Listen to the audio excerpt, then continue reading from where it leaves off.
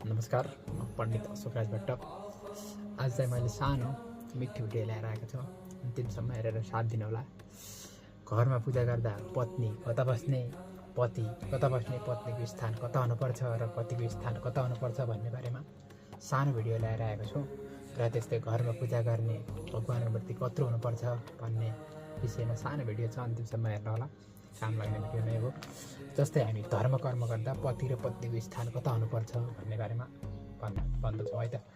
जस्तै पूजा गर्दैछौँ, पूजा गर्दा चाहिँ हाम्रो पत्नीले दायाँ बस्नुपर्दछ। पूजापाठ इत्यादि जे गर्दा नि पत्नीले दायाँ बस्नुपर्छ भने अभिषेक अथवा आशीर्वाद दिँदा, अभिषेक गर्दा पूजापाठ सकेपछि अभिषेक गर्ने आशीर्वाद लिने हुन्छ नि। अब अभिषेक आशीर्वाद दिँदा चाहिँ पत्नीको स्थान बायाँ हुनुपर्छ। पति दायाँ, पत्नी बायाँ। अभिषेक लिँदा अनि आशीर्वाद लिँदा चाहिँ पत्नी बायाँ, पूजापाठ गर्दा चाहिँ पत्नी दायाँ हुनुपर्दछ ल। अनि घरमा पूजापाठ गर्नुहुन्छ होला, घरमा सबैले मूर्ति राखेकै हुन्छ। अनि घरमा पूजापाठ गर्नलाई कत्रो मूर्ति हुनुपर्छ र त्योभन्दा ठुलो मूर्ति किन राख्नु हुँदैन, किन त्यत्रो राख्नुपर्छ भन्ने बारेमा पनि सानो सुन्नु होला। घरमा पूजापाठ गर्ने देवताको मूर्ति कम्तीमा 7 अङ्गुल हुनुपर्छ, अथवा 7 देखि 12 इन्च।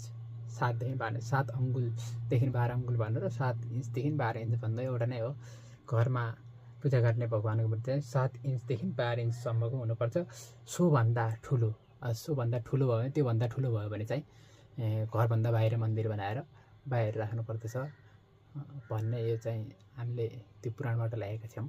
सानो भिडियो हेरेर साथ दिनु होला। साथसाथै युट्युब च्यानललाई सब्सक्राइब पनि गरिदिनु होला।